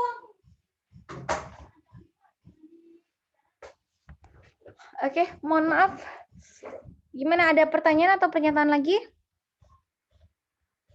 Ibu, saya mau tanya, Bu. Oh iya, siapa ini? Liana, Bu. Liana. Oke. Saya mau tanya, Bu, kalau kayak sekolah penabur gitu, Bu, contohnya kan mereka pakai kurikulum Cambridge International tuh, Bu. Itu nggak apa-apa ya, Bu, dia pakai kurikulum di luar dari dinas pendidikan gitu, ya, Bu? Nggak apa-apa, kan saya bilang tadi, kalau sekolah-sekolah internasional, sekolah-sekolah tertentu, itu pakai kurikulum luar nggak apa-apa. Tapi ya tadi penilaiannya khusus dari BSMP. Gitu. Jadi dia ada akreditasinya juga khusus. Gitu. Ada tim penilai khususnya yang mengerti kurikulum Cambridge. Jadi dia tetap ada akreditasinya juga. Gitu. Jadi nggak masalah. Makanya kan dibilang pemerintah tuh ngasih standar. Tinggal gimana sekolah mau pakai nggak standarnya. Kalaupun nggak mau dipakai, dia harus menggunakan standar kurikulum yang lebih baik lagi. Jangan sampai dia nggak mau pakai standar dari pemerintah, tapi akhirnya jadi downgrade gitu loh. Yang seharusnya dia upgrade, ya kan kurikulumnya dia malah downgrade, itu yang nggak boleh. Gitu. Jadi nggak masalah. Sebenarnya bukan cuman dari kurikulum penabur aja. Sekolah-sekolah lain juga kayak Regina Pacis tuh yang di Bogor, kemudian sekolah JIS tau nggak, Jakarta International School juga, itu kan juga nggak pakai kurikulum Indonesia gitu. Makanya ya itu tadi, kalian nih dari sekarang kalau kalian ngerti kurikulum, kalian nanti ketika kalian jadi sekolah, jadi penasehat yayasan segala macam, kalian bisa ngusulin untuk ya udah kita adopsi aja kurikulum dari luar kayak gitu. Pertama mungkin level pertama mengadopsi dulu gitu. Jadi antara kurikulum yang dari pemerintah sama yang dari kurikulum luar diadopsi dulu, dikombinasikan gitu. Nanti sambil pelan-pelan pakai akhirnya 100% menggunakan kurikulum dari luar. Bukannya kita menggunakan kurikulum dari luar negeri gitu kan, bukan berarti kita nggak sayang sama produk Indonesia gitu, tapi kan dibilang tadi sesuai dengan kebutuhannya, kebutuhan pendidikan. Nah, kalau sekolah tertentu yang pengen kualitas pendidikannya bagus, pengen menghasilkan lulusan tertentu, ya memang mungkin dia memerlukan kurikulum itu yang cocok gitu. Kayak contohnya, dia kayak sekolah BPK Penabur, dia pengen lulusannya menjadi sekolah yang seperti apa sih? Nah, mungkin dia lebih cocoknya pakai kurikulum Cambridge daripada kurikulum Indonesia, itu nggak masalah. Kayak gitu. Bukan berarti kurikulum di Indonesia tidak bagus ya. Kurikulum di Indonesia bagus gitu. Tapi tergantung kebutuhan dari sekolahnya. Jadi itu nggak masalah. Begitu, Liana. Ada lagi yang lain? Saya, Bu. Terima kasih, Bu. Ya. Kebetulan teman saya itu waktu SMA ada pindahan dari Penabur, Bu. Itu kan penilaian rapot SMA Penabur sama SMA saya, SMA Yadika kan, itu kan beda ya, Bu. Jadinya itu nilai dia yang menurut dia itu tinggi di SMA Yadika tuh anjlok, Bu. Beda jauh gitu loh, Bu. Jadinya dia nggak bisa ikut kayak apa yang kemarin itu masuk universitas jalur undangan gara-gara nilai rapotnya itu nggak sesuai gitu loh, Bu. Dari penilaian dari Penabur sama penilaian Yadika itu nggak sinkron. Itu bagaimana, Bu? Nah, itu yang mesti dilakukan penyetaraan namanya. Jadi ada penyetaraan dan juga ada yang namanya konversi nilai. Gitu. Kayak contohnya, pelajaran matematika di BPK Penabur dengan kurikulum yang tadi di Cambridge, dengan pelajaran matematika di kurikulum di Yadika dengan kurikulum Indonesia ya, yang kurikulum 2013, itu pasti akan beda. Bedanya di mana? Kok kan sama-sama matematika? Iya, tapi kan beda. Contohnya, misalkan di kurikulum yang di Indonesia, itu misalkan kayak teori peluang, kemudian apa namanya, teori selain peluang, kemudian pelajaran apa, kayak logaritma, itu adanya di kelas 11, ya kan? Sementara yang di kurikulum Cambridge, itu yang logaritma peluang itu adanya di kelas 12. Makanya ketika dites di peluang di kelas 11 itu akan anjlok nilainya karena apa? Dia belum dapat materi itu. Misalkan seperti itu. Ngerti nggak? Sementara untuk materi yang kayak geometri, kemudian materi kalkulus misalkan seperti itu adanya di semester di Cambridge itu misalkan di kelas 11. Sementara yang di Yadika itu adanya di kelas 12. Otomatis kalau dia dapat tes tentang apa tadi geometri, dia yang akan lebih unggul daripada kalian yang dari Yadika gitu karena dia sudah diajarkan. Seperti itu. Waktu itu dia pindahannya kelas berapa? Pertengahan kelas 2, Bu. Pertengahan kelas 2 ya, mungkin seperti Iya. itu. Jadi makanya itu harus dikonversi dulu nilainya. Makanya ketika sekolah, misalkan suatu saat nanti kalian jadi kepala sekolah atau kurikulum ya, di bagian wakil kepala sekolah bidang kurikulum di sekolah, menerima anak pindahan dari sekolah yang kurikulum internasional atau bukan kurikulum Indonesia, itu kalian harus tanyakan dulu. Minta draft kurikulum dari sana seperti apa untuk keperluan konversi nilai. Jadi kira-kira bisa nggak nih nilainya dikonversi ke nilai kita? Kalau seandainya nilainya ternyata yang di sana kayak matematika, oh timpang jauh sama kita nih. Materi yang di sana banyak yang belum diajarkan. Sementara yang di kita udah banyak yang diajarkan. Itu artinya dia harus mengulang mata pelajaran matematika itu supaya setara dengan yang ada di kurikulum yang di sekolah Yadika. Paham kan maksudnya? Paham, Itu. paham, Bu. Jadi itu pentingnya konversi nilai. Sama aja di kampus juga gitu. Kalau ada mahasiswa pindahan nih, itu dilihat dulu mata kuliahnya. Walaupun sama-sama nih mata kuliahnya teori belajar dan pembelajaran misalnya.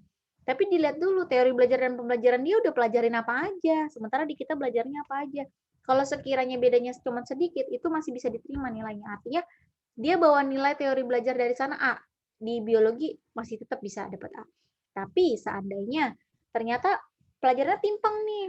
Masih lebih unggul konten materinya UKI daripada yang mahasiswa baru itu dari sekolah dari perguruan tinggi asalnya. Nah, maka itu harus diulang gitu. Artinya dia harus mengambil kembali mata kuliah teori belajar. Paham kan maksudnya? Begitu. Jadi nilai anjlok bukan berarti kalau anak SMA pasti ngebulinya gini ya. Ya, sekolah doang di internasional, nilainya jelek, ya kan? Ngebulinya kan pasti begitu. Katanya, menang merek dong sekolah, tapi kok nilainya jelek, nggak ada hasilnya. Jangan-jangan tuh gabut, jangan-jangan itu apalah segala macam, nyogoknya segala macam kan biasanya ya bocah kan ngebully-bulinya begitu kan. Padahal ya pada dasarnya dilihat dari kurikulumnya juga gitu. Jadi memang pasti beda. Apalagi kalau pakai kurikulum Finlandia gitu. Mereka mah materi sekolah cuma berapa persen. Kalau dibilang dengan ilmu pengetahuan untuk IPA-nya dan matematikanya segala macamnya, itu mungkin menang di kita daripada di mereka. Tapi lihat soft skill-nya. Bisa jadi kita nggak ada apa-apanya dibandingkan mereka. Paham kan maksudnya? Gitu. Jadi yang Paham, dikembangkan kurikulum setiap negara itu berbeda-beda. Ada yang mereka mengembangkan lebih ke soft skill-nya, ada yang juga lebih ke keterampilannya, ada yang kognitifnya, itu tergantung. Itu beda-beda seperti itu. Makanya dalam perpindahan sekolah atau mutasi atau transmigrasi mahasiswa itu perlu ada yang namanya konversi seperti itu. Sampai sini ada pertanyaan, pernyataan? Kalau di kasus teman saya itu Bu, pas dia masih di SMA Penabur ya Bu, nilai dia itu nggak nyampe 79 atau 78 gitu. Kebanyakan tuh 60, 69 kayak jelek gitu loh Bu kalau di standar Yadika. Terus pas masuk di Yadika langsung naik Bu. Dia langsung dapat ranking 3 soalnya itu yang diajarin di Yadika tuh dia udah semua diajarin di SMA Penaburnya Bu. Jadi dia cuma ngulang-ngulang gitu doang Bu. Itu juga yang saya bilang tadi. Bisa jadi ini kan hanya angka ya. Iya. Di Yadika standarnya itu 80 gitu kan. Sementara di sana standarnya 60. 60 di sana tuh udah menguasai semua materi, paham nggak?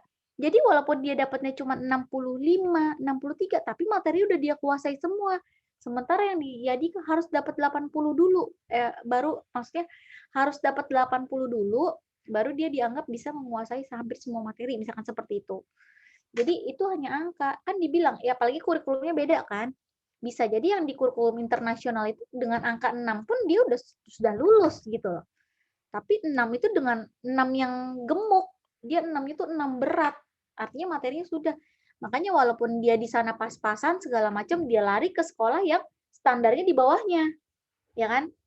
Dia pindah nih, ini dari Penabur. Nilainya 6,5 gitu. Sementara di sana standarnya misalkan 6. Dia hanya naik sedikit dari standar. Pindahlah ke Yadika, yang di sini standarnya 80. Kok 80 bukannya naik? Masalahnya 80-nya ini 80 kurus. Pindahlah dia ke bawah. Ya otomatis di sini dia bisa dongkrak nilai dong, karena semuanya sudah dipelajari. Betul nggak? Nah, itu seperti Betul, Bu. itu. Cuman sayangnya itu gara-gara di nilai rapot penaburnya itu 60, sedangkan pas dia di K80, dia jadi kesusahan gitu loh Bu, masuk ke universitasnya. Iya, Dia karena jadi tadi tidak dikonversi nilainya. ya makanya oleh karena itu saya tanya ke Ibu ini tuh nanti kalau misalnya insya Allah nanti saya kalau jadi guru, kalau dapet siswa pindahan itu yang standar nilai dari sekolah lamanya itu beda jauh sama standar nilai yang di sekolah yang sekarang itu jadi seorang guru tuh harus bagaimana itu. Dikonversi nilainya. Pindahkan ke rapot baru yang ada di bukumu. Saya dulu pernah ngalamin seperti itu. Sebenarnya sih bukan kurikulumnya sama gitu. Hanya saja beberapa mata pelajaran di sana beda sama mata pelajaran yang ada di sekolah kami gitu. Itu akhirnya apa? Dibuatkan rapot baru.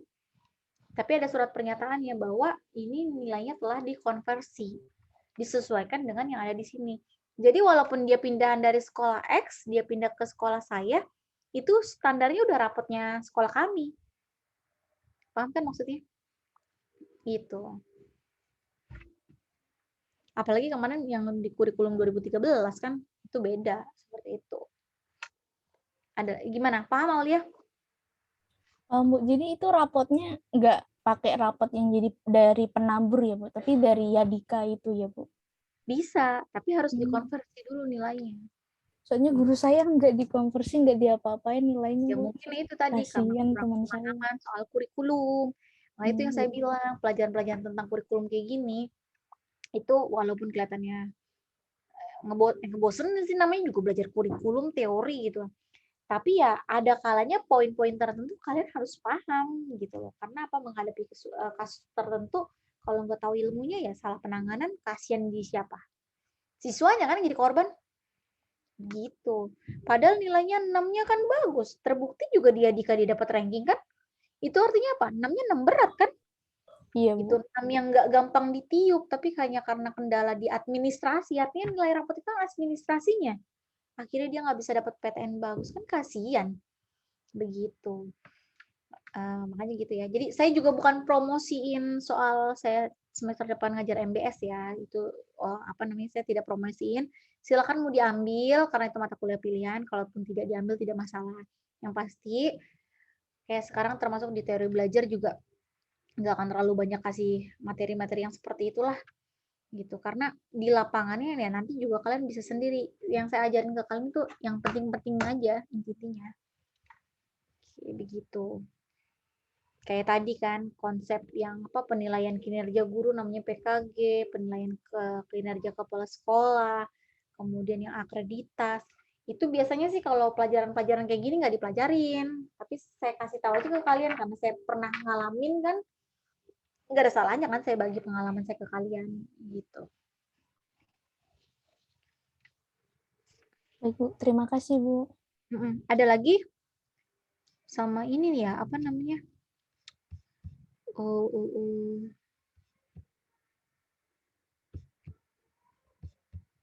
Pembagian tugas. Berarti minggu depan kalian sudah presentasi ya. Kalian itu grup apa sih? Saya lupa. Outlah pengembangan kurikulum ya. Sudah pernah kirim RPS belum sih? Kayaknya udah. Sudah ya. Ini pembagian tugasnya bantu dicatat deh. Saya takutnya lupa. Tunggu.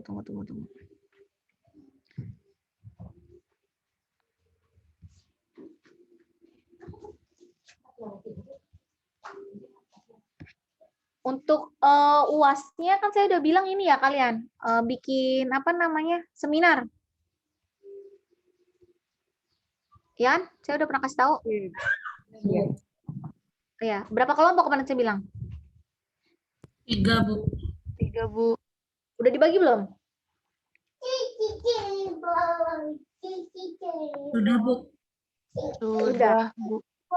Oke, kalau sudah dibagi, nanti mungkin setiap masing-masing kelompok Zoom sama saya ya, entah waktunya kapan ditentukan untuk mengkonsultasikan judul sama materinya. Jadi biar nggak asal-asalan. Kita dulu mah lagi belajar itu malu, ada mukamu tuh keringetan begini. Iya. Diam. Oke, ini udah di pertemuan berapa ya hari ini ya? Yang keberapa nih? 4, Bu. 4, Bu. 4 ya. Di sini ada di pertemuan keempat. Sama PC. Ini udah dimensi belum? Sama PC. Kalian berapa kelompok? Sebentar, Uma lagi belajar. Nanti tunggu dulu bentar. Sama PC. Iya, nanti belajar ada sih sebentar. Lagi pakai dulu laptopnya. PC. Asya. Sama PC. Uma bilang tunggu sebentar. Kasih Uma waktu 10 menit dulu buat ngerjain ini. Sebentar. Sebentar, dengar nggak? Uma lagi belajar, tunggu dulu sebentar, oke? Oke? Sama PC. Ya udah sabar, Uma belajar dulu sebentar.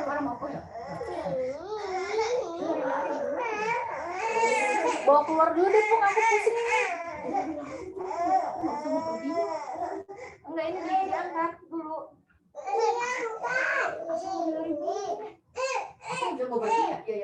Atau jangan lalian kalau di luar.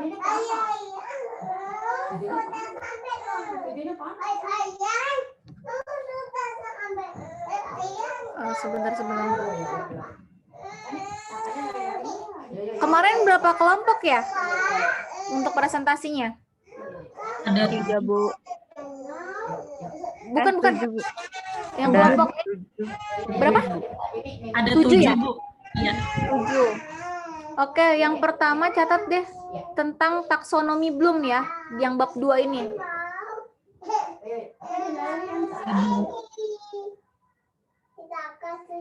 Oke, kelompok pertama. Kelompok kedua tentang ini, perbandingan kurikulum di Indonesia dan kurikulum di beberapa negara. Ini bukan Cambridge aja ya. Kurikulum di beberapa negara. Kan banyak tuh, ada Jepang. Kalian ceritakan deh tuh. Di Jepang itu seperti apa kurikulumnya, di ini seperti apa gitu. Itu satu kelompok aja cukup. Kelompok ketiga tentang sejarah kurikulum.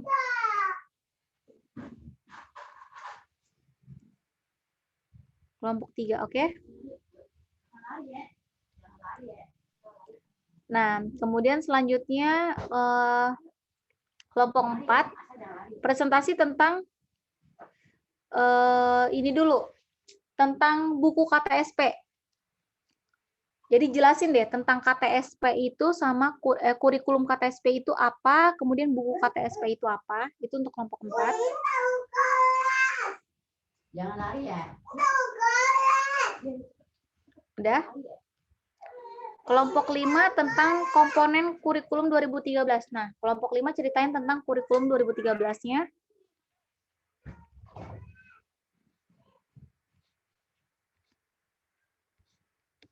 Kelompok 5 tentang kurikulum 2013. Nah, kemudian kelompok 6. Kelompok 6, kelompok 7 nanti menyusul materinya dari saya, materi tambahan. Baik, Bu. Nah, ini kelompok 1 sampai kelompok 5 dulu.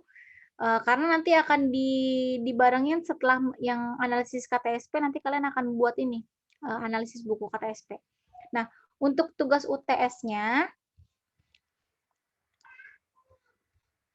ya, untuk buat tugas UTS-nya, kalian akan menganalisis buku KTSP, buku kurikulum KTSP yang ada di sekolah. Jadi nanti kalian ke sekolah, analisis deh tuh buku KTSP-nya. Itu untuk UTS-nya, proyek UTS-nya. Dibikin laporan penelitiannya ya, laporan observasinya. Kemudian nanti untuk UAS-nya itu kalian buat apa namanya? Apa sih itu tadi saya bilang? Webinar ya? Gitu. Nah, selanjutnya nanti setelah itu setiap pertemuan kita akan latihan. Latihan bikin project ya, bikin buku kerja guru yang isinya nanti ada silabus, RPP, Prota, Prosem. Itu semua ada di dalam aplikasi buku guru. Nanti kita coba. Pokoknya selebihnya nanti kita akan praktek terus.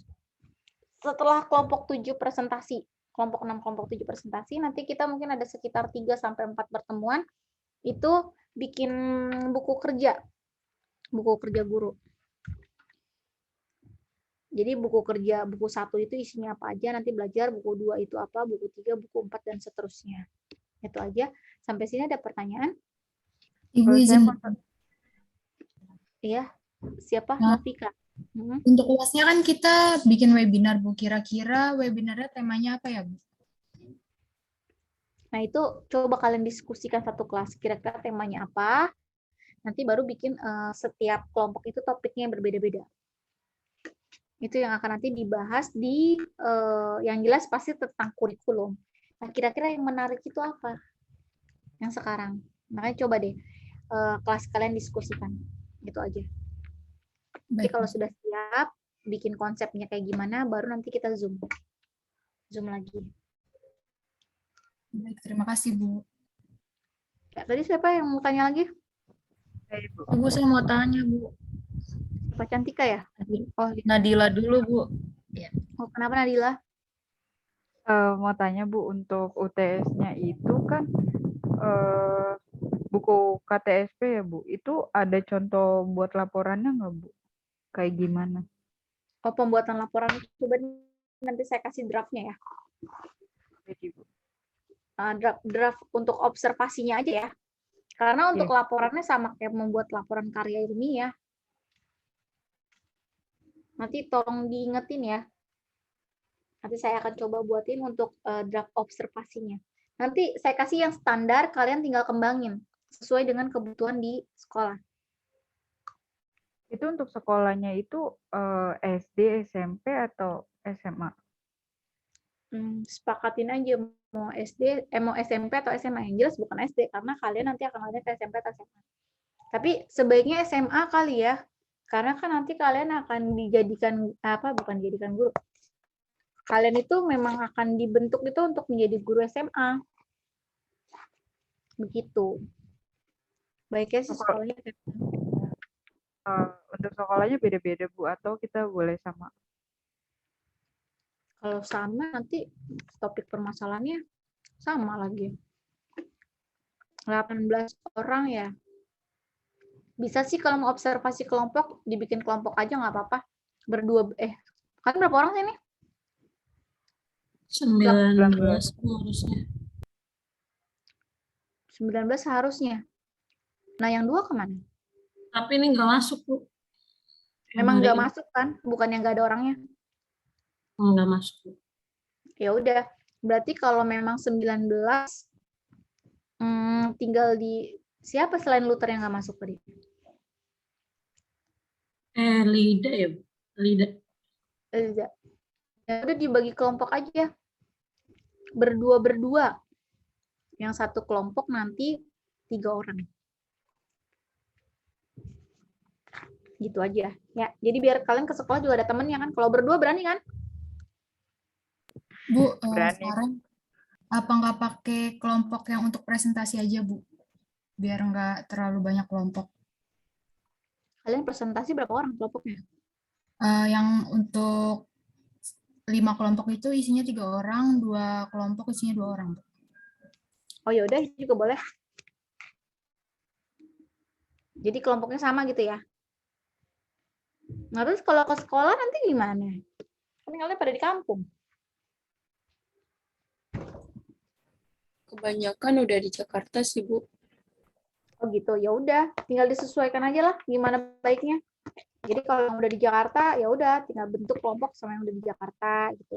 Tapi kalau yang masih di kampungnya, ya udah berarti ngerjain sendiri aja, nggak masalah. Gitu. Ngerti kan maksudnya?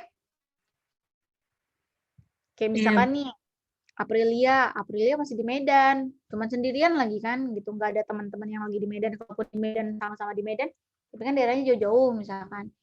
Ya udah kamu tugas mandiri aja gitu. Kalau yang kecuali kalau di Jakarta nih ya, karena masih terjangkau gitu kan, jaraknya pastinya segala macamnya. Ya udah, monggo silakan kalau mau kelompok kan. Dibuat yang paling mudah aja, yang penting saya dikasih catatannya supaya saya tahu mana yang sekelompokan, mana yang mandiri gitu aja. Oke? Dibuat mana yang paling gampang buat kalian itu aja. Yang pasti harus ke sekolah supaya kalian tahu. Gitu. Sekalian nanti kalian observasi juga kurikulum di sekolah itu seperti apa sih yang sudah berjalan sekarang. Begitu, ada lagi? Ibu, saya mau tanya Bu. Kemarin Ibu sempat bilang kita pilih satu-satu gitu Bu, kurikulum luar negeri. Nah itu nanti gimana ya Bu? Tadinya saya pikir gitu, cuman kelamaan. Karena kan kalian harus persiapan buat webinar kan? Itu, jadi supaya kalian latihan presentasi dan segala macam. Makanya tadi kelompok 3 aja udah yang ngerjain semua itu. Kemarin kurikulumnya pendek-pendek kok, maksudnya cerita singkat aja. Misalkan kurikulum pendidikan di Jepang. Siapa pemerakasanya, pelaksana mereka di Jepang itu seperti apa. Begitu aja. Gitu. Jadi supaya kalian nggak terlalu banyak tugas. Gitu. Jadi kan cuma tugas kelompok, kemudian tugas UTS. UTS juga kalau yang mau kelompok-kelompokan, silakan yang mau mandiri silakan. Terus kemudian selebihnya kan latihan kalian untuk buat buku kurikulum, ya kan itu mesti kalian buat ya, karena RPP silabus itu kan ada di telah kurikulum ini, walaupun sebenarnya itu adanya di mata kuliah metodologi pembelajaran ya, dia ada di metode gitu. Tapi kalian juga harus bisa di sini di kurikulum ini, karena itu bagian dari kurikulum. Itu administrasi kurikulum sih lebih tepatnya seperti itu. Gimana? Atau masih mau masing-masing kurikulumnya? Jangan Bu. Terserah kalian sih. Ini saya kasih opsi yang mudah. Makanya untuk kelompok 6 sama kelompok ke-7 itu masih saya pikirin nanti tugasnya kira-kira apa. Karena di materi saya kan belum ada nih. Gitu. Jadi biar tugas kalian nggak terlalu banyak. Lagian juga dikit-dikit kok kurikulum di Jepang apa, tinggal ceritain. Di Finlandia apa gitu kan, di Taiwan apa gitu. Pilihnya kurikulum-kurikulum terkenal aja, sama bolehlah 1 atau 2 sisipin untuk negara-negara terpencil mereka pakai kurikulum apa. Kayak misalkan negara Kongo gitu kan, itu kan negara yang jauh entah berantah di bagian belahan dunia Afrika mana gitu kan. Nah, itu boleh kalian singgung dikit, mereka pakai kurikulum apa sih, gitu. Supaya untuk nambah wawasan aja, gitu. Ya kan? Gitu. Kan kalau Cambridge, Amerika kan kayaknya udah terkenal banget kan, gitu. Kasih aja sedikit gitu, kurikulum Cambridge itu kayak gimana, Amerika kayak gimana. Sama kasih yang kurikulum yang tidak terkenal, dari negara yang tidak terkenal tuh apa, gitu. Kan banyak kan, ada negara apa yang tidak terkenal. Kongo, terus ada negara misalkan kayak Hawaii gitu kan, negara bagian kan itu termasuk, ya coba itu kurikulumnya apa gitu, supaya jadi tambahan wawasan juga buat kita semua, itu aja. Jadi tugas kalian cuma tugas kelompok, kemudian tugas UTS. Kalau UTS kan sebenarnya individu ya, tapi ini maksudnya sifatnya wajib kan, tapi ya udah kalau memang kalian mau kelompok silahkan kelompok. Tugas UTS tadi ya, UAS kan webinarnya, sama untuk tugas harian kalian ya itu tadi nanti bikin RPP silabus yang untuk ngisi buku kerja guru, itu aja udah tugasnya, nggak ada lagi yang lain. Simple. Gitu. Jadi nggak bebanin kalian banyak-banyak tugas juga, itu aja. Kalau yang ke sekolah kan itu untuk UTS kan, observasi. Untuk analisis kurikulum gitu. Ya, jadi itu bebas, boleh mandiri, boleh kelompok. Tapi tidak lebih dari 3 orang dalam satu kelompok. Menghindari yang nanti cuma numpang nama lah, segala macem gitu. Oke, ada lagi?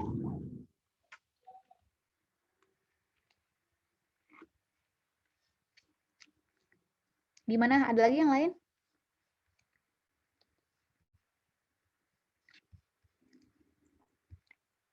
Nggak ada? Kalau nggak ada, ayo kita tutup dengan doa.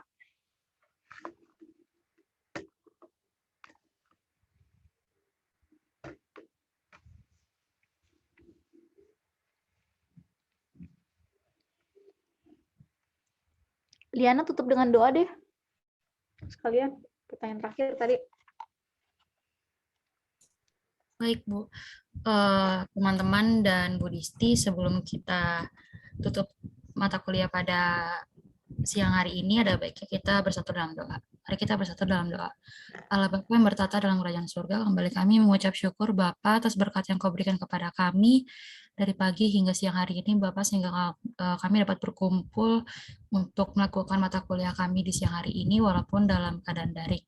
Bapa, kami serahkan semua apapun yang telah kami pelajari dari awal, pertengahan, hingga akhir mata kuliah ini, Tuhan, kiranya menjadi bekal untuk kami dan bisa menjadi bagi kami untuk ke depan. Kami juga berdoa untuk dosen yang mengajari kami, kiranya Tuhan yang memberikan kekuatan sampai sukacita Tuhan, sehingga dosen kami bisa tetap mengajari kami sampai di hari-hari berikutnya. Tuhan, kami serahkan doa ini ke dalam tangan pengasihan-Mu, dalam nama Tuhan Yesus kami berdoa dan mengucap syukur. Amin. Terima kasih Liana, terima kasih semuanya. Kalau